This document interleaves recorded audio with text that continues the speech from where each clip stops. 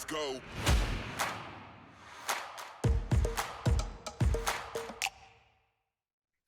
Hello, everyone, and welcome to Zephyr's Adjusted for Risk podcast from the shores of Lake Tahoe.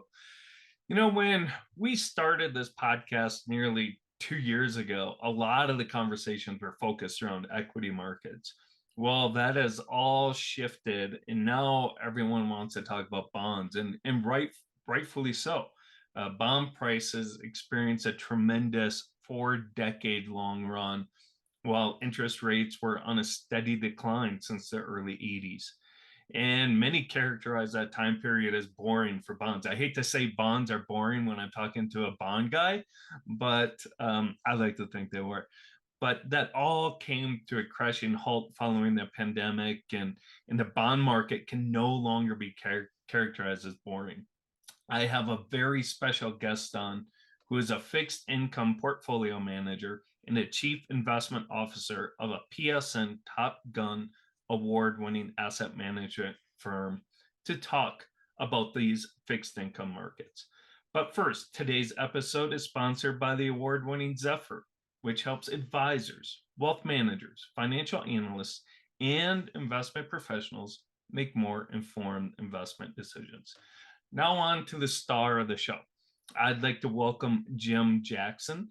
Jackson is co-chief investment officer and senior portfolio manager of Victory Income Investors, a Victory Capital investment franchise.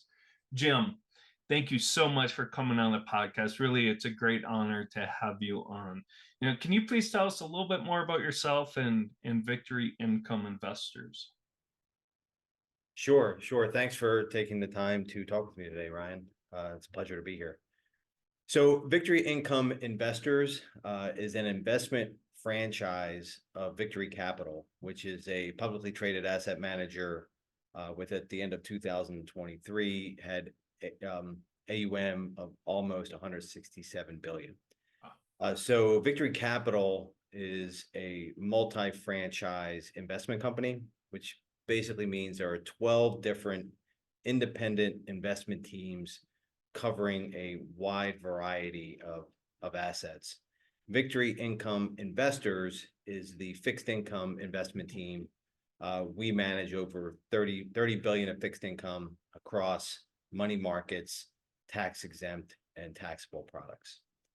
So I've been with the team since 2009. I was previously at Hartford Investment Management, previously at Barings and Signet Investment Management, prior to entering the business in 2000 or 2001. I got an MBA from University of Michigan. I served 5 years as an officer in the United States Marine Corps after I graduated from the Naval Academy.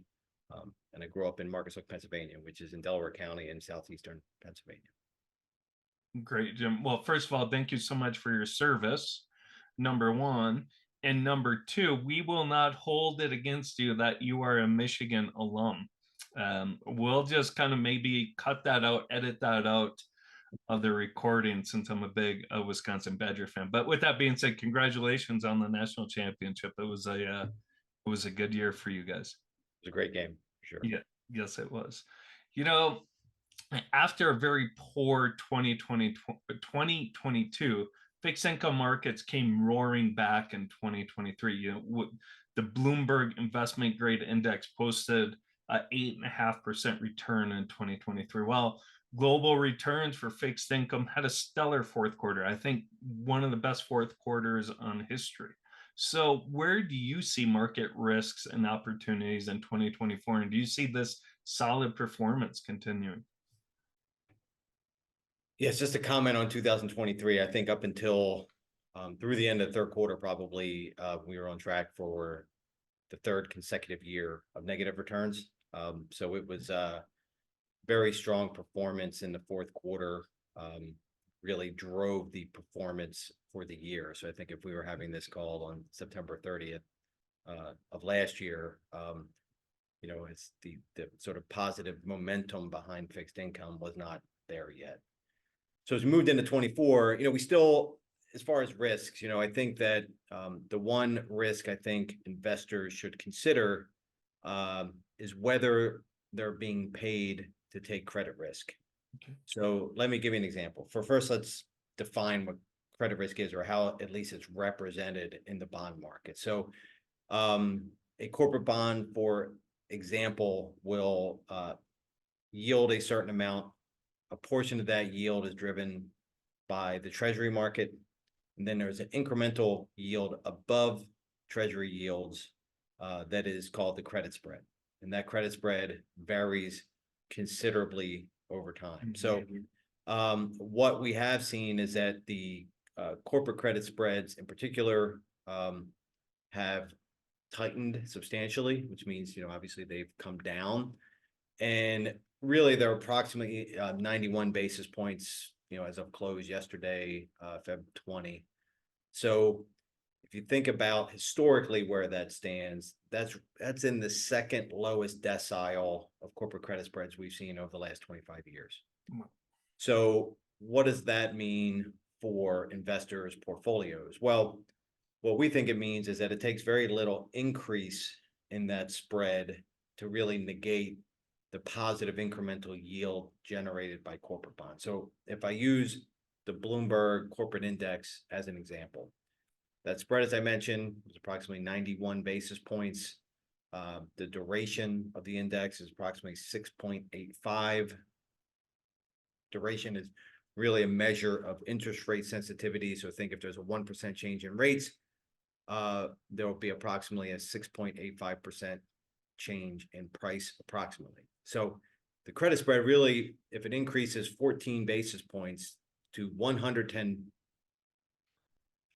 basis points, it will result in a price decline that overcomes that incremental yield. So when we think about managing bond portfolios, we're looking to ensure that we're being paid for the risk that we're taking, and we're looking to weigh the odds in our favor for our clients so that they generate sort of excess return. So the way that we view the market right now is where credit spreads currently sit is that the prospects for generating excess returns relative to similar duration treasuries is fairly low right now. So that's what we think is a risk that investors should be aware of, and one that we're certainly incorporating into how we manage our products.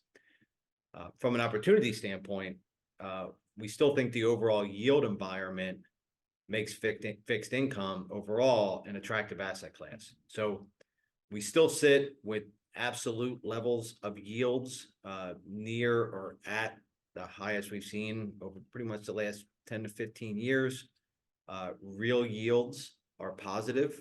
And also, when you look at the yields across the fixed income space and compare it to the yields on offer in the S&P 500, for example, the relative attractiveness of fixed income we think is strong as well. So even though we are a little bit cautious with regards to the magnitude of credit risk that we would take, the overall yield environment we think remains pretty constructive for fixed income going forward. Interesting. Great insights there. So, I often thought when bonds just tumbled, the prices of bonds tumbled, following the pandemic, and the Fed was, increasing rates at its highest, quickest pace in, 4 decades.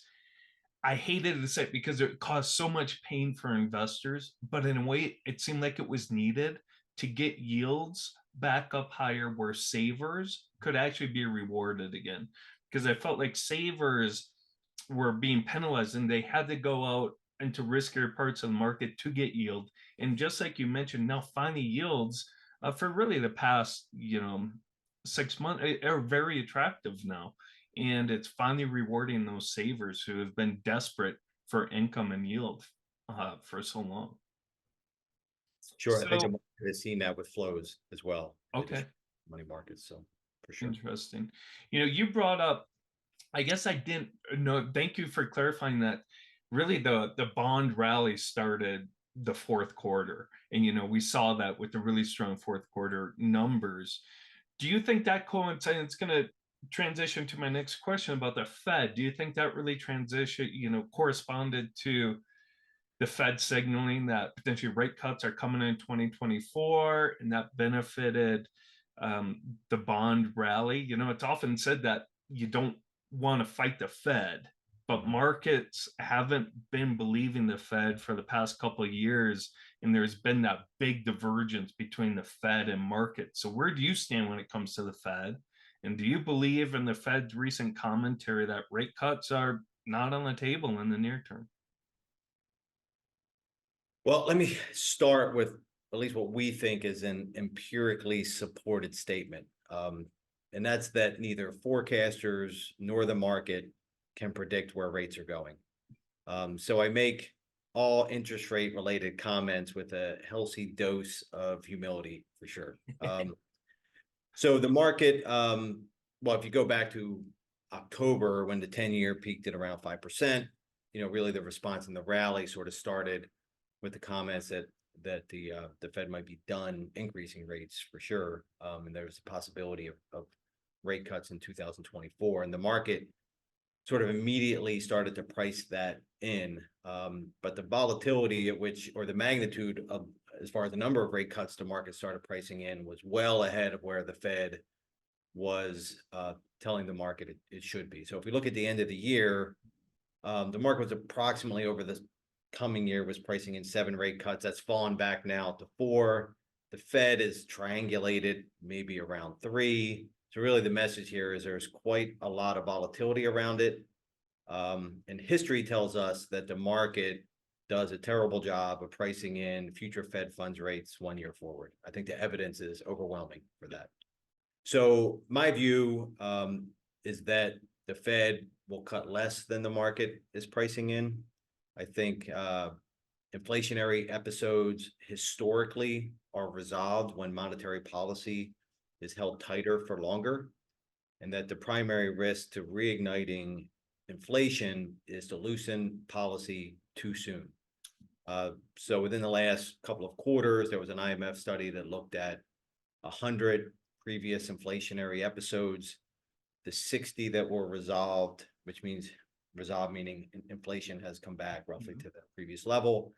The common factor was keeping monetary policy tighter for longer. And the other indicators that folks might think would be a driver were not consistently evident, such as fiscal spending and things like that. The primary factor when inflation, the 40 episodes where inflation was not resolved, meaning it stayed higher, was that policy was loosened too soon. So that was a pretty comprehensive study. I'm sure the Fed is aware of it. And I think the Fed's priority is to get inflation close to target.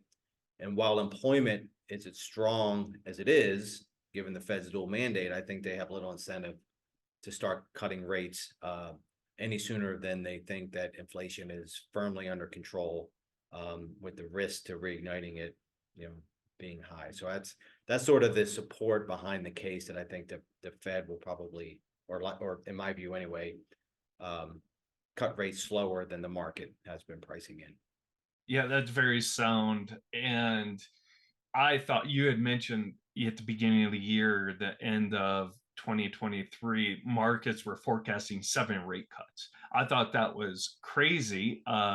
It was like, if the Fed has to cut 7 times, something drastically went wrong, right? The economy crashed. We're in a recession, deep recession. Inflation came tumbling. If something drastically went wrong, if the Fed's got to cut 7 times, I think 3% or 3 times seems much more reasonable at this point. And like you said, it goes along with the Fed, in their statement saying, they're data dependent. To me, that's kind of signaling they're going to be patient.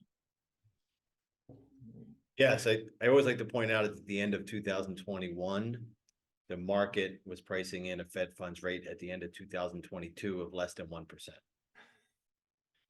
So yeah, they were order of magnitude off there, right? So I just, as an investor, I just wouldn't rely on that as an indicator or as something that is sort of a reliable input into an investment process that is designed to, produce sort of consistent returns. I just don't think it's a reliable input. Do you think investors put too much emphasis on Fed action and monetary policy and what they say, the dot plot? Do you think they put too much of an emphasis when making investment decisions on that? Yes, I think they do. I think they do because one, it's proven to be challenging to predict with any level of foresight. And in my view, to implement a portfolio strategy based on that view, to actually generate and to have the assets move in the way that you expect to generate alpha for your clients. There's a lot of codependent sort of variables there that all need to move in the right way. So I just think it's a challenging thing to do. We haven't seen anyone that can do it successfully. We haven't seen the market be able to price it in. It dominates the news cycle, which would probably be a contrary indicator as how useful it is. And it's contrary to what we think should be durable, strategic investment strategies designed to produce strong returns, Mhm. or at least market beating returns over longer time periods, right? So it's just I think it's a sort of a fundamental uh, uh, principle that we have as a team is that interest rates are unpredictable, and we build our fixed income portfolios so that each strategy has a consistent duration target, and we look to sort of deliver to our clients the level of interest rate risk consistent with the product, and look to generate alpha through our investment process, which is basically relying on fundamental analysis and a sort of relative value driven approach to allocating across fixed income asset classes. Interesting. Yeah, I sometimes I think, all this Fed talk, it's, like you say, kind of driven more by media and clicks and stuff like that, kind of going a little bit away from the Fed, but still connected. A lot has been made about the inverted yield curve, and you mentioned it earlier, yield volatility. What do you think is in store for yields in 2024? And do you think that curve will normalize or steepen anytime soon?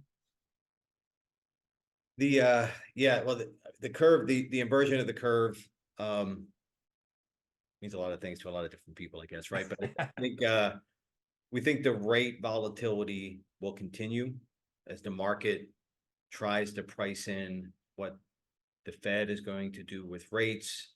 And of course, that will sort of influence further out the curve as well.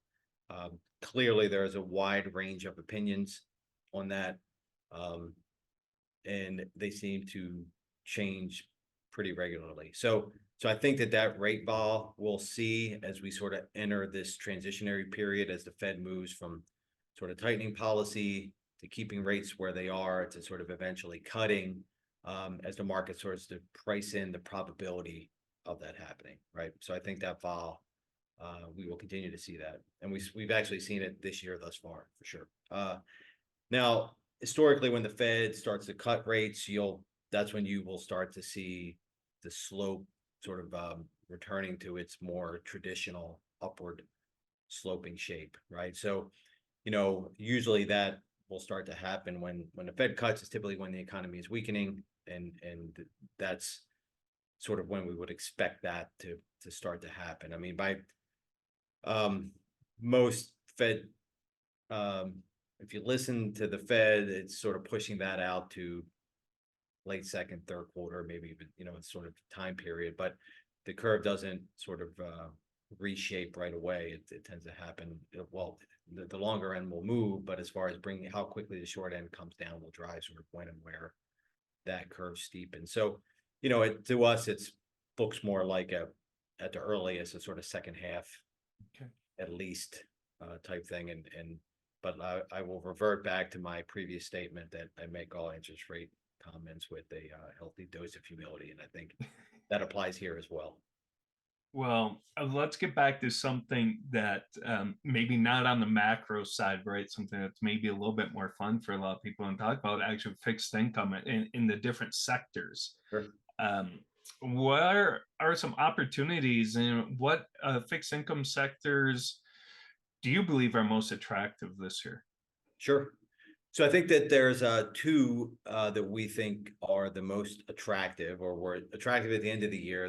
They've done pretty well thus far this year. Is the asset backed space and the agency MBS space. So I'll take those in order. So the asset backed space, which is basically, and I'll just give sort of an auto asset backed as an example. These are basically bundles of auto loans that are risk tranched to create an asset-backed bond that we can obviously buy, and any fund manager can buy across the space. So what happened in 2023 is that the asset-backed space, particularly the auto space, was offering incremental spread higher than similarly or lower rated corporates. So the relative value offered in the asset-backed space was higher based on that historical relationship between asset backs and corporate bonds. And really, we thought one of the drivers of that is there was, I don't think for a big part of 2023, every time you opened up the newspaper or looked on the web, there was talk of higher delinquency rates with regards to auto loans.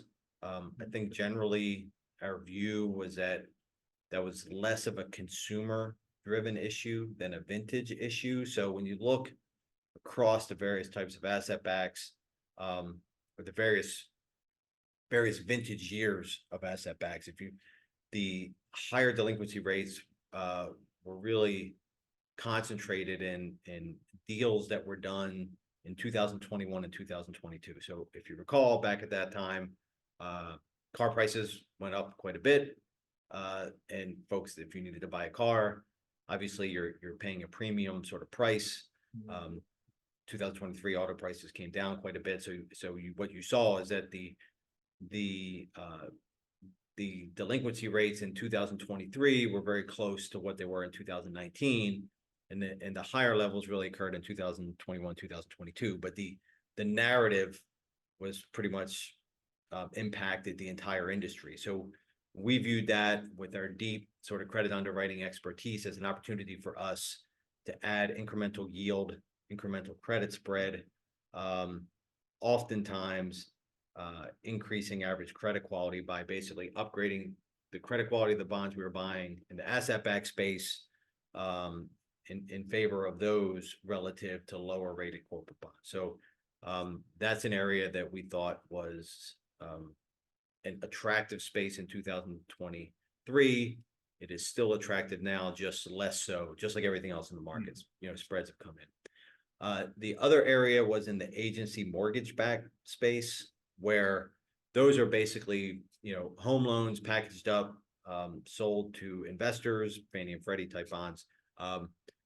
Historically, that has not been a large part of our portfolios. And the reason is because those bonds, you think about, if you have a home loan, if rates go up, you're not prepaying the loan, right? So those bonds naturally extend, so they're outstanding for longer.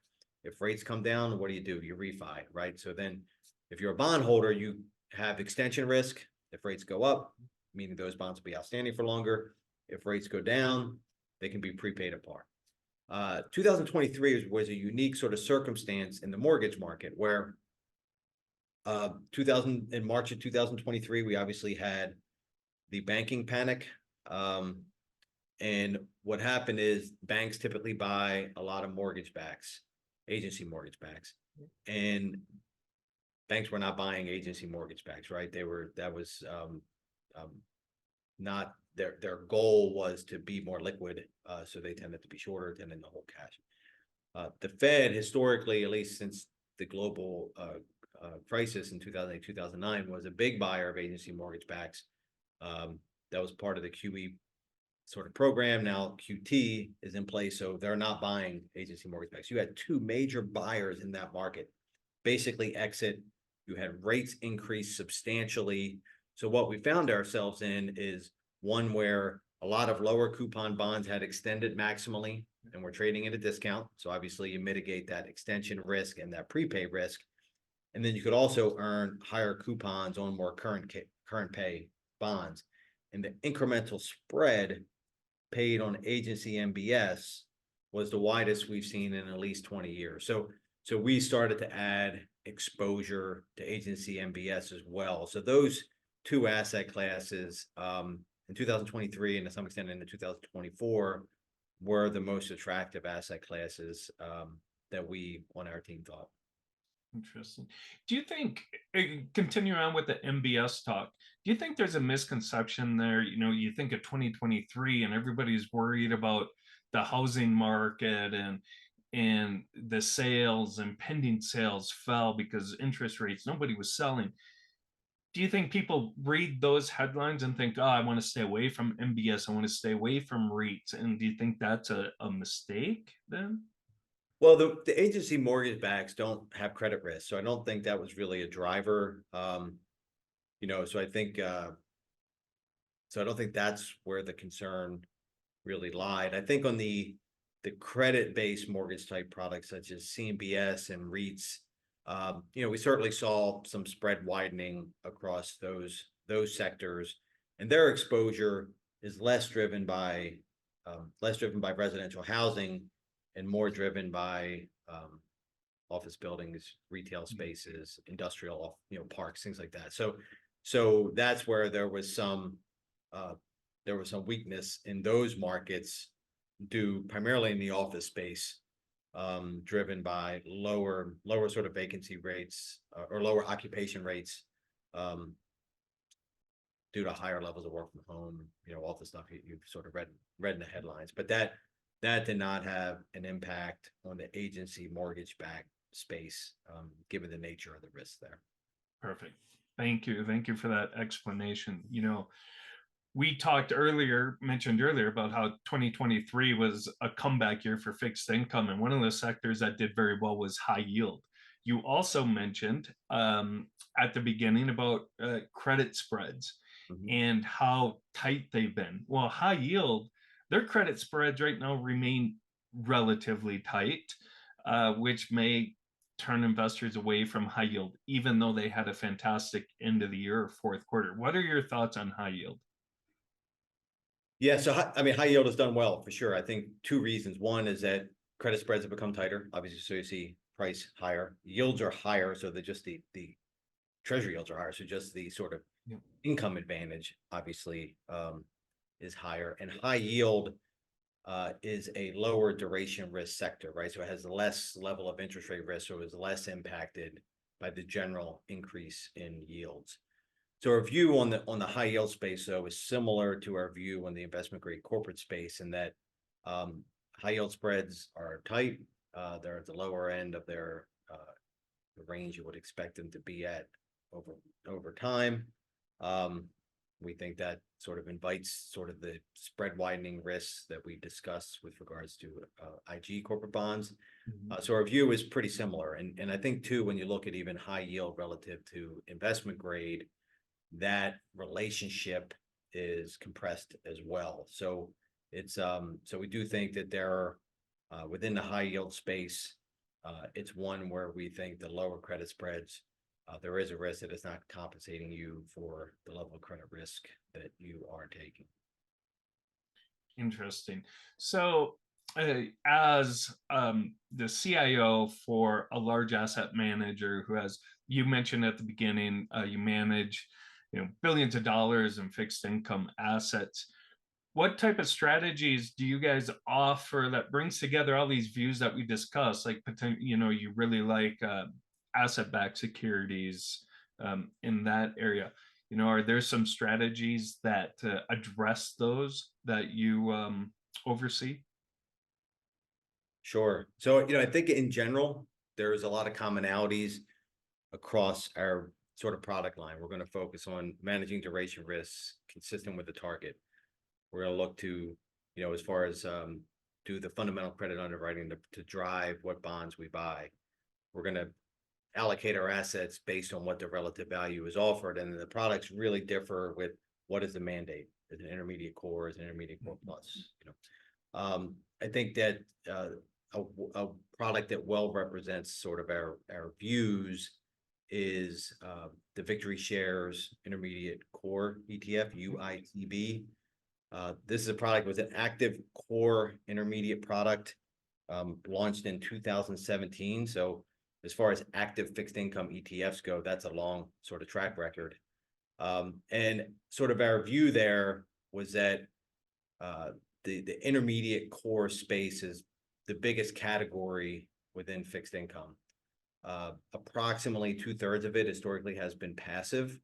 And we've always thought that there was some flaws in the passive approach, namely that the allocations across asset classes and issuers is driven by who issues the most in the market. So you'll see, like, for example, the Bloomberg Ag in 2008, 2009 had agency MBS exposure of 45% roughly. Now it's 27% roughly, right?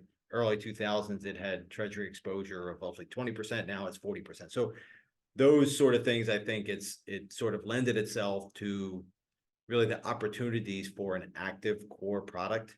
So here we're really looking to embed our fundamental process, a relative value driven process as far as allocating across asset classes and the bonds we pick. We're pretty proud of the results of that product. UITB has a 5-star overall Morningstar rating based on risk-adjusted returns for the period ended January 31, 2024. It's out of 425 funds in the intermediate bond category. So I would invite people to go to VCM.com if they want to learn more about UITB.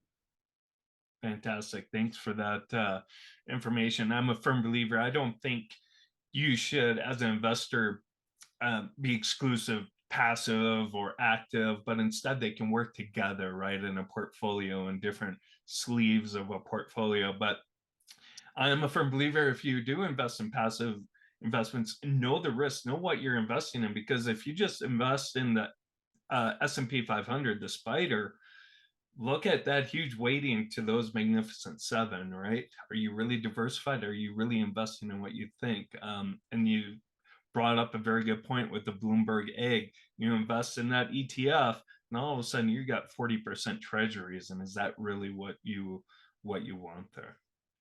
Sure. So fun story. Let's close. Do you have any fun stories or something interesting you've seen recently? It can be market related, anything going on in San Antonio. I think interesting going on in San Antonio. Well, I think there's in San Antonio, we have every year a festival called Fiesta, lasts several weeks.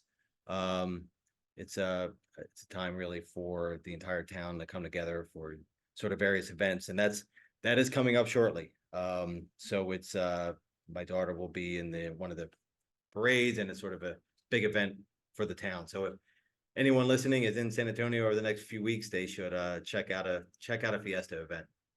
That sounds great. I've never been to San Antonio. Typically, I've been to Dallas quite a few times, and San Antonio is definitely on my list, but I'm always concerned, like, oh my gosh, I don't want to go during the summer. I don't deal well with the heat. It's like, but I definitely need to come down to San Antonio sometime. It's a great town. So thank you so much, Jim, for coming on the show. It really has been a pleasure to have you on. Great conversation. You brought such great insight. I learned a lot. Where can our audience get more information about Victory Income Investors? Well, I would direct them to our website, vcm.com, and our social pages on LinkedIn. Perfect. And I will include those links to the show notes. And with that, thank you everyone for listening to this episode of Zephyr's Adjusted for Risk podcast. You can watch all of our other podcasts on the Adjusted for Risk YouTube channel, as well as on Spotify and iHeartRadio.